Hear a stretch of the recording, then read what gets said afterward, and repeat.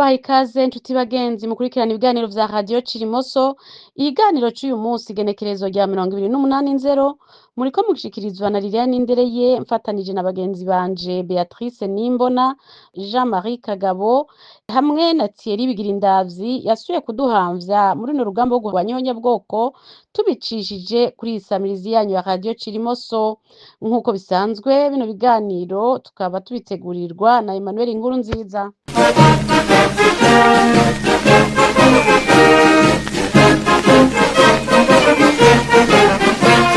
Kino kiganiro cihariye nico gusubira inyuma mu kwihweza ivyaranguwe mu mwaka wa 2024. Twamenyesha kandi ko bino biganiro mushobora kubisanga ku mbuga ngurukana bumenyi za Facebook, YouTube hamwe na X. Turongeye kandi kubaha ikaze mwese. Umwaka w'2024 waraye urangiye, ariko kuri Radio Cirimoso uwayo wowo uhera igenekerezo rya 31 Ntwarante. Nk'uko mwe mudufise ku mutima muvyibuka, niho twatanguye gusamiranira mu mitima ye bari banyotewe isamirizi yigisha kandi ikavuga ukuri kw'ihonyabwoko ryamye rihiga abatutsi mu gihugu c'u Burundi, kuvaho akabi kabishe k'ihonyabwoko kari kigishijwe kuva ku bakoroni kagiriye mu ngiro, mbere n'ubu kakaba kabandanya, kakaba kamaze no kurenga impinga.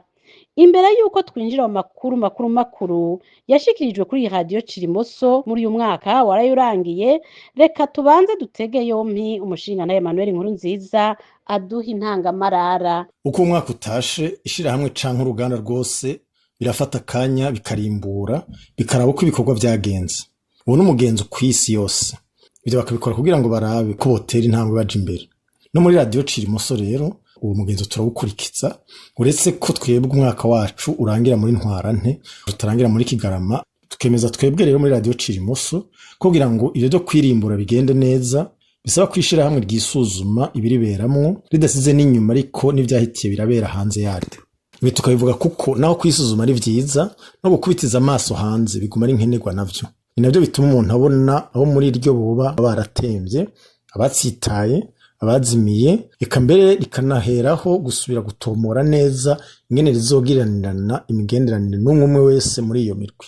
Kuko nk'uko n'abadukurikirana bavyibonera, ibintu bigize iminsi bihinduka ku murindi utuma rimwe na rimwe bitama bibangutse gutandukanya abiyorobetse.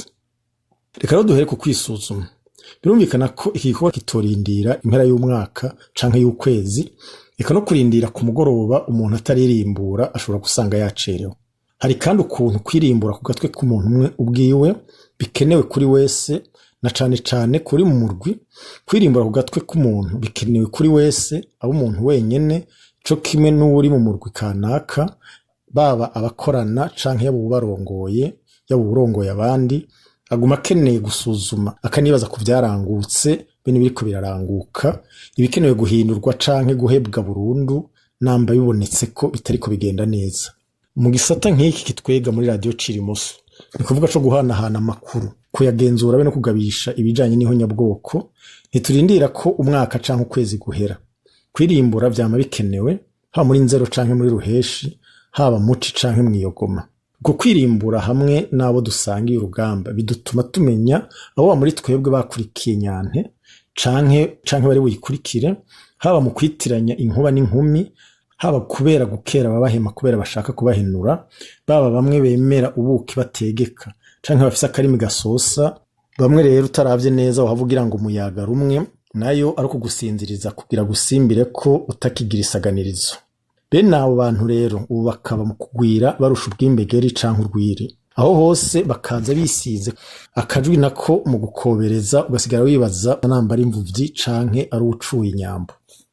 Nico gituma muri uyu mwaka mushasha akajwi nako mu kuvugiriza ukayoberwa namba ari imvuvyi canke ari ucuye inyambo. Nico gituma muri uyu mwaka mushasha dutanguye Radio Cirimoso iwutanguye ihamiriza abarwanya ihonyabwoko by'ukuri, atari bamwe bacurira abacika cumu kandi bashaka kubacura. radiyo yanyu rero bikabishikiriza yishimikije ubwene igice ca kabiri c'umwaka waraye urangiye w'ibihumbi 2024 catanguranye n'ibiganiro by'urutavanako bibera ku rubuga ngurukana bumenyi rwa X rumwe rwahoze rwitwa Twitter. Naho ivyo biganiro vyibonekeza ko bishimikira bimwe biboneka ku guhimiriza abarundi n'amakungu ngo bamenye ko mu Burundi hariho nyabwoko ryakorewe abatutsi ritarahanwa kubera igihugu kirongowe na bene kurikora. Byaribonekeje ko hagati muri bene izo ndanga zafashe ingingo nziza yo kwitabiriza no kwakira ase genocide Cirimoso mu muzigo yari imaze imyaka yiremetse yonyene yo kurwanya ihonyabwoko. Muri uwo murwi rero mushasha urasanga hinyegejemwo akagwi karangwa no kurya inzu zose, ni kuvuga babandi barangwa no gushishitira bicanyi bagifukamye mu nda bagahakana bakarengwa ko atahonyabwoko ryakorewe abatutsi bo mu Burundi bitwa ngo ni mitende, naho bakavuga ko ari abatutsi bene kuryikwegera. Izo ncacanya nyene rero iyo uravye hirya zikakuraba ku kajisho zigashika mu mirwi y'abatutsi bo muri Kongo bariko barirwanira kugira ngo bikingire leta yaho ishaka kubamara bifashijwemo na CNDD itwara Burundi bitabereye, naho baca bigira base batutsi barazwi ishinga no guharanira agateka ka muntu bashize imbere ineza y'abatutsi bahirwa. Ikindi umuntu atogenda atibukije nuko kugira haboneke bene izo ncacanya ari kubera usanga hari abari babanje kuba intambira kiza igihe intwari itabereye ya CNDD yatangura bagasya bwose ngo barejeje, abandi nabo ivyo byo kwigina umwansi bakaba babigize ibigirankana ngo kugira ngo bihoraho bari barakumiriwe kubw'intara bavamwo, nkuko womenga iryo kumira rishasha batanguriye hamwe na CNDD ryo rica riza risigaho kuba icaha. Gikuru muri ivyo byose ariko akaba ariko abarwanya ihonyabwoko basigaye baragwiriye bimwe biboneka kandi bakaba bavuga rumwe. Iki nikibuza ariko ko umuntu asubira akabakebura. Ico umuntu yokebura ubwa mbere nuko naho igitigiri c'abarwanya kabiki ihonyabwoko ciyongera ntivyobuza kuguma umuntu yarikanuye kugira gundure yongere yararaze hakiri kare bamwe barya inzu zose na rirya leta ihari bitabereye yoyo ari bo yikorako umugambi wayo wamaho wo kwigisha ibinyoma bihangiye kuzimanganya ibijanye n'ihonyabwoko ryakorewe abatutsi hamwe no mu gukingira ikibaba abarikoze. Bwa kabiri ni kwera intwari hari nayo nyene bitabereye na cane cane wo mugambwe urongoye igihugu bitabereye bo batarasigaho kwigisha urwanko ruhama umututsi, rimwe na rimwe mbere bakabigira batiri baraniyorobeka muri ya mvugo yo kwitiranya zina mututsi n'ubutegetsi bwahitiye. Muri make rero ni ngombwa ko tuguma twarikanuye tukaba ko urwo rugamba rw'iteka rwo kurwanya ihonyabwoko ruriko rurwanwa neza, tukamana ntaryo twibuka ko tutarurwanye kandi ngo tururwane neza atawundi tubisiganya, kuko vyanko vyemera naho ibinyamakuru n'amaradiyo mu Burundi canke bikorera ku mbuga ngurukana bumenyi vyiraye kandi biguma vyongerekana imwe gusa nyiguma ari icitegererezo mu rugamba rwo kurwanya icaha c'ihonyabwoko, iyo nayo akaba atari yindi ari radiyo Cirimoso. Umwaka w'ibihumbi 2024 ku nsamizi yacu wabaye umwaka wo kuba twarashoboye kongera inguvu aho twaronse abakorerabushake batari bake bifatanije natwe mu kurwanya uwo mugambi ugayitse w'ihonyabwoko. Ivyo bikaba vyabaye mu bisata vyose haba mu Kirundi ndetse no mu Gifaransa. Tukaba twugururiye amarembo wo wese yipfuza kurwanya iryo shano mu kubicisha kuri uyu murongo wa Radio Cirimoso. Muri rusange Radio Cirimoso irashobora kwigira intambwe yateye muri uyu mwaka waraye urangiye. Iyo ntambwe ishobora kuboneka nka nto ariko iguma ari idasanzwe kubera uruhara rwayo. Muri ivyo bikorwa byaranguwe twovuga nk'akarorero ko kubona Radio Cirimoso yarashoboye gushiraho igisata gisamirana mu rurimi mpuzamakungu inyuma y'amezi atarenga 10 gusa itanguye gukora. Radio Cirimoso yarungutse kandi abakutsa kivi bakorera bushake ku rugero rw'ibice 50%. Ikindi kandi kinakomeye nuko muri kino gihe Radio Cirimoso idaharana na rimwe mu biganiro bitunganywa vyerekeye urugamba rwo gushengeza abakoze ihonyabwoko. Urugamba rwahora umengo mu Burundi rwahebe wishira hamwe yase genocide gusa. Ibi vyotuma umuntu anezerwa niyo ntambwe ariko ntashikuze ngo ahava arenza urugero, kuko naho wumva hari vyinshi twashitseko nitwo kwiyobagiza ko hari n'ibikitugoye. Bitagenze gutyo twohava tumera nka Severe dukunda kenshi kubashikiriza tukongera tukanabeshuza ibinyoma yama yatangaje. Niyo imisi yose iyo hagize n'akantu gato yishikiriza icisimbira kwisunzu y'inzu ikita ivyo binyoma vyayo intambwe mu kumenya ukuri ku vyabaye mu Burundi. Radio Cirimoso iremera kandi ku mwaka wa 2024 utabaye umwaka w'ivyiza gusa, kuko uwo mwaka wahitanye intwari zibiri zose zabaye kirumara mu rugamba rwo kurwanya ihonyabwoko mu kiringo kitarenze ukwezi kumwe. Naho biruko twarashoboye kwifata rugabo muri ivyo bihe bitoroshe twarimwo. Duhejeje kubura izo ntwari twaciye twongereza umurindi mu gikorwa c'iteka co kurwanya ihonyabwoko caranze izo mboneza twabuze tutanka. Mu kurindira ko fondasiyo Bamboneyeho itangura nk'uko vyasabwe mu giteramo co kwibuka ivyaranze ubuzima bwa Bamboneyeho catunganijwe na radio Cirimuso kwa 26 Nyakanga, twarafashe ingingo yo guhindura umuziki utangurira ibiganiro vyacu les indicatifs kugira twerekane ko dufise ingoga kandi tutazigira dutega ubwoba n'abarangwa n'ivyiyumviro vy'ihonyabwoko basanzwe ari nabo biganje mu nama nshinga amateka y'u Burundi, gutyo bagaca bari nabo bakoresha na leta. Mu byo bayikoresha harimo n'umugambi wo gusubira kwandika kahise ku Burundi leta iri kigomba gukora ibanje kuzika kuri kw'ihonyabwoko ryakorewe abatutsi mu Burundi haba mu mwaka w'igihumbi kimwe amajana icenda mirongo itandatu na gatanu, igihumbi kimwe amajana icenda mirongo irindwi na kabiri, igihumbi kimwe amajana icenda mirongo umunani n'umunani, igihumbi kimwe amajana icenda mirongo icenda na rimwe, igihumbi kimwe amajana icenda mirongo icenda na gatatu, hamwe no mu 2015 gushika n'ubu.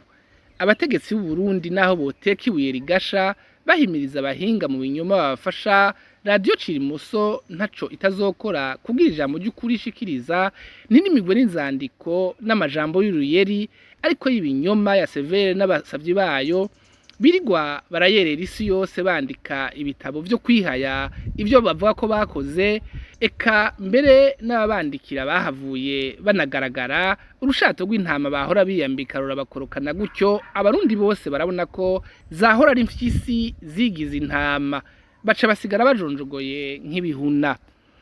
Muri make rero umwaka wa 2024 iruhande y'ibikorwa vya misi yose radio Cirimuso yarashitse kwihangiro atayindi radio mu Burundi canke ikora ku Burundi yari bwashikeko. Aha twavuga nko gutunganya ibiganiro bihiteka abantu bagize uruhara mu guhagarika ihonyabwoko ryakorewe abatutsi mu Burundi.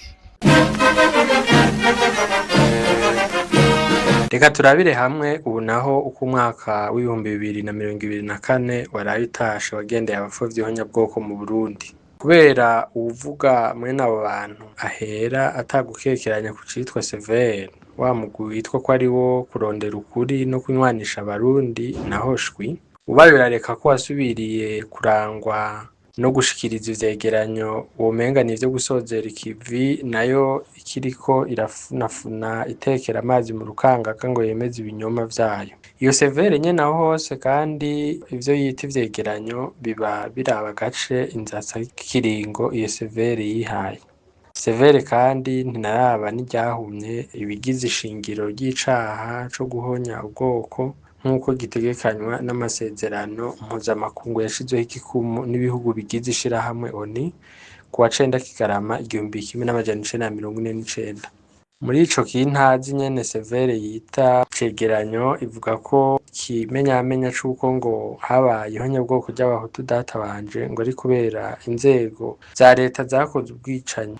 Ivyo ariko nta na hamwe bitegekanije mu mategeko mpuzamakungu asigura icarico ihonyabwoko. Hampande y'ivyo vyo gufata ibitaba mu mategeko mpuzamakungu akaba ariyo yita icemezo c'ico yita ihonyabwoko ryakorewe abahutu, Severe irongera kandi kirengagiza ivyemezo vyerekana ihonyabwoko ryakorewe abatutsi. Naho ivyemezo vyerekana ko ryabaye mu 1965 no kuvuga imbere cane y'umwaka w'1972 ko rero vyuzuye. Ivyo vyose Severe ikabigira yirengagiza ukugene hari n'abandi bashakashatsi barimo n'abakavamahanga atabegamiye mu ngorane z'u Burundi. Ubaye urareka Severe rero bandanya bafovye ihonyabwoko ryakorewe abatutsi, n'inama nkuru y'igihugu yitwa kijeje kurwanya no gukinga icaha c'ihonyabwoko n'ibindi vyaha bikorerwa umuntu. Twoshoka twibutsa ko urwo rwego rusanzwe rutegekanywa n'ibwirizwa shingiro ry'u Burundi. Ariko naho ari vyiza ko igihugu cose kigirwa n'ibwirizwa shingiro, si vyiza na gato ahubwo n'ishano ko haba igihugu corongorwa n'ababisha bakoze ihonyabwoko bamaze kudomwa k'urutoke n'ishirahamwe mpuzamakungu ONU. Umuntu abiravye neza yosanga ahubwo ngira ngo ari naco gituma n'inzego zikora kudasanzwe kurya biri mu Burundi kuva mu 1993. Ni naco gituma ejo bundi kuwa 11 Kigarama 2024 hariko hibukwa imyaka 50 irangiye ishirahamwe mpuzamakungu ONU rishinze amasezerano ahasha kongera akanakinga icaha c'ihonyabwoko. Kuri uwo munsi w'isabukuru rero uwurongoye urwo rwego mu Burundi Jean de Dieu Mutabazi itangazo yasohoye ryaje ata kuntu. Yishimikije rero ububasha ahabwa n'ayo mabanga yashinzwe bitabereye, Jean de Dieu Mutabazi yaciye asohora iryo tangazo. Mu ngingo 18 rigize hapoperanijwemo ibinyoma no guhayagiza ububisha buranga iyo ntwaro ihari bitabereye. Nawe nyene korera ineza ya bose bikaba vyaramutaye kuwa amazi kanatsinda nta kuntu yari kwigera mu barembe atari umurembe. Muti gute? Nta kuntu umuntu yaranzwe no kurongora umugwi w'inkorabara Milice Ibaye Gedebu yari kuba uwo guhumuriza we yahitiye ahiga kugira ngo abahonye. Niko n'iteka ridasanzwe kurongora urwego nk'ubwo, ariko nibiterasoni kubona uburongoye ari Mutabazi Jean de Dieu, umuntu arangwa no kuba yarongoye umugwi karuhariwe w'abicanyi Gedebu wari wegamiye Frodebu. Aho hakaba hari mu mwaka w'1993 uhereza wa 1994. Nk'uko abatari bake basanze babizi, uwo mugwi w'inkorabara waranzwe no kunyuruza no kwica abatutsi sinzi mu gisagara ca Bujumbura. Uwo muntu rero ari wabagenywe kurongora ubwo rwego rw'igihugu rujeje guhasha no gukinga ihonyabwoko, kwabaye kumushimira kubera ivyo bikorwa bigayitse yaranguye. Naho urwo rwego rero ruzigwa ko rutunganiriza bose, ururongoye abaye Jean de Dieu Mutabazi we waguma ari nka kagatoke kamenyereye gukomba kama gahitamye. Mu itangazo yashikirije kwa 11 Kigarama 2024 vyaramunaniye kuvuga ukuri, ahubwo aryuzuzamwo ibiza bitera amashurwe amahano yakorewe abatutsi, ku rundi ruhande akanagerageza guca umwano ayo mahano. Ico gituma ku nsamirizi nk'iyi yacu yiyemeje kumenyesha ukuri, tubona ko ari nk'itegeko kumenyesha no gusobanurira abarundi n'amakungu ivyo binyoma na rirya hamwe tworaba nabi ntitubihinyuze, hari abohakwa kubifata nk'akarorero eka nk'icitegererezo co gufatirako mu kurwanya ihonyabwoko. Aho kuvuga canke ngo yerekane aho be n'urwo rwego bagejeje mu kuzitira kure akabi kabishe k'ihonyabwoko ngo ntikazosubire kuba mu Burundi, Mutabazi Wayina Mutabazi we yavuze yishongora mbere anashimira inzego zihari mu Burundi.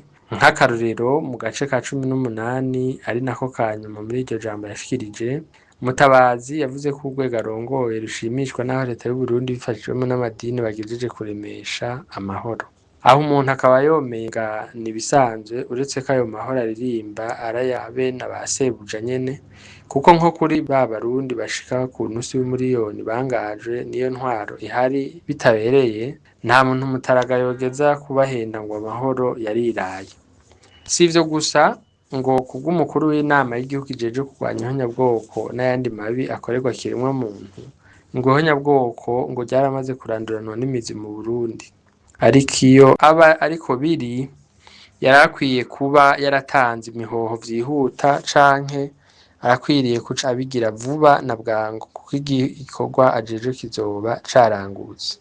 Mu gace ka 14 nako k'iryo jambo yashikirije, yihutira gushigikira no guhayagiza ibikorwa vya kime citwa Severe ngo n'umugwi mama wanje wo kurondera ukuri no kunywanisha abarundi. Uwo nawo nk'uko abadukurikirana eka mbere n'abatatuzi basigaye babizi nka nkama, ukaburangwa n'ukwanka urunuka abatutsi be no kubazibirira inzira yose yobashikana ku butungane ku bijanye n'ihonyabwoko bakorewe inshuro nyinshi muri kahise n'ubu bikibandanya. Ubaye Mutabazi yarongeye kandi aramenyesha yivuye inyuma ko ashigikiye ico twokwita urunani rwa Joseph Rugigana na Antoine Kaburahe.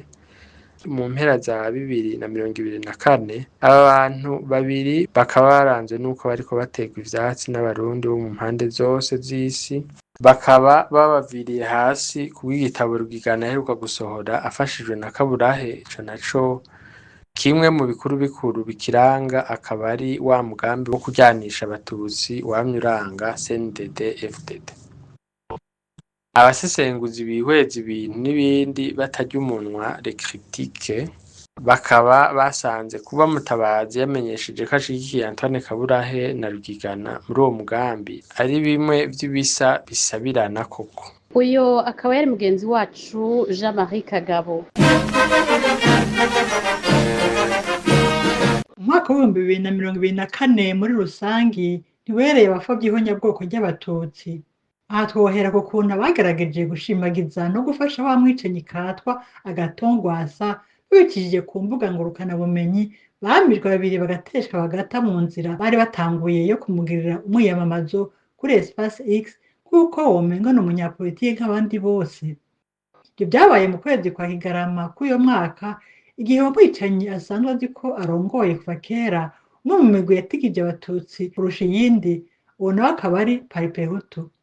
Ico gihe rero Agatongwasa yatumiwe kw'ihuriro ngurukanabumenyi rya Espace X ari kumwe n'izindi ndongozi zibiri zisanzwe ziri mu gisata co guharanira agateka ka zina muntu.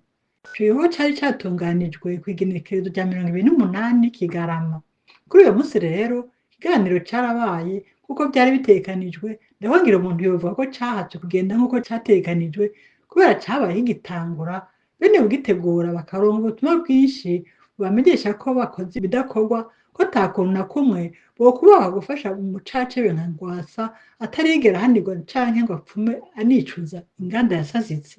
Niho rero mu nyuma Imana yacana, bene kugitegura bagateterwa, barahava bagicira hagati, ikamara umwanya muto cane tugereranije n'ibindi biyago bisanzwe bitunganiriza kuri ayo mahuriro aharawe. Ico bikoze ariko kuba bene kugerageza guhageza mwicanyi barataye bakomoka, hanyuma nabo akabura impundu nk'impene kuri iryo genekerezo rya 28 Kigarama byarahaye imitende abo yahekuye, na cane cane abarokotse be na bamwe mu baryango b'abahitanywe n'igitero uwo mwicanyi ariwe Rwasa yagavye kuri bisi itwara abantu y'ishirahamwe ry'ubudandaji Titanic Express mu mwaka w'2000. Muri iryo genekerezo nyene twobibutsa ko ico gihe abicanyi bayoboka Paripehutu y'uwo Rwasa bategereye iyo bisi bagakuramwo zina Mutusi wese bakamwica. Banarengeje ko bica abanyekongo 5 hamwe rero n'umuzungukazi yaturuka mu Bwongereza bagandaguye bageretse ku mukunzi wiwe yaraje kumwerekana i Burundi. Abo Paripehutu yishe uwo munsi bose na bose n'abantu 21. Tugarutse mu karere k'ibiyaga binini vya Afrika yo mu buseruko, umwaka w'2024 waranzwe cane cane n'imanza z'abicanyi bakorewe ihonyabwoko abatutsi, hamwe rero n'abasigaye barashigikira abo bicanyi ibara ryaramaze kugwa.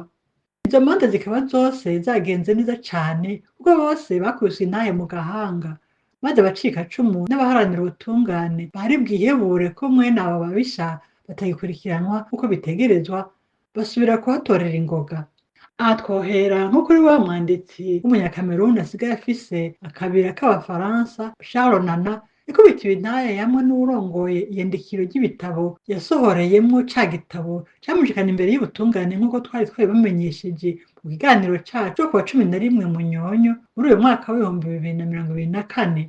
Umuntu aravye ingene iyo Onana yarengutse kuri sentare hama haronze isinzi ry'abantu atari abanyakameruni b'iwabo ahubwo b'abanyekongo baje kumushikira, acabona ko mu karere kacu k'ibiyaga binini byo mu buseruko bwa Afrika urwankoro hamwe abatutsi rugifise abarushigikiye benshi. Muti gute? Twirukanye tutabideha kuyo Onana yari yarengukijwe kubera gupfobya ihonyabwoko ry'abatutsi. Mu bitabo vyiwe yandika ku gihugu ca Kongo be no ku Rwanda, usanga yarigize umuhinga wo guhindukiza ukuri kw'ihonyabwoko ry'abatutsi, akarihakana, atarihakanye naho agasukamwo mabisi ibyaha biriranga. Aho hose akabigira ku rundi ruhande naho atera amashurwe yongera aririra akabogoza intwaro zaranzwe n'iryo honyabwoko. Igitambaga muri ivyo vyose nuko iyo sinzi ry'abaje kumushigikira ritabujije ko akubitwa intahe mu gahanga. Naho bamuciriye inkoni ngufi, gikuru no kubona Ubufaransa bwarifashe mu jisho bukaja bwahana umwasi w'abatutsi, gushika uyo munsi bikaba vyari imboneka rimwe. Hari kandi urubanza rwa muganga Dr Eugene Rwamucyo, uyo nawe akaba yakatiwe kumara imyaka 27 mu Kanyamabinga kubera yagiriwe n'icaha c'ihonyabwoko. Kuko ngo ni inyongera kwa 8 mu Kigarama hamenyeshejwe iyindi ngingo yoyo iza izivya bari bakirambaraye ku babisha bakoze ihonyabwoko, ikongera kandi ikaremesha abacikacumu n'abandi bagwanya akabi kabishe k'ihonyabwoko. Iyo ngingo rero akaba ari yiraba umunyarwanda asigaye yitazira Philippe Manier nawe yari yakuze yitwa Philippe Habyarimana. Iyo nayo sentare nkuru ikaba yakomeje ubwo yari yamuciriye muri sentare y'intango nabwo rukaba ko azomara ubuzima bwiwe bwose mu kanyamabinga kubera icaha c'ihonyabwoko yakorewe abatutsi camwagiriye. Ikindi radiyo Cirimuso yaranguye muri uwo mwaka waraye urangiye w'ibihumbi 2024 mbere ikanishimira ukubona yashoboye gusesengura ikanasigura imvo nyamukuru yatumye umuhari M23 n'intare zawo za Sarambwe zifata umuheto.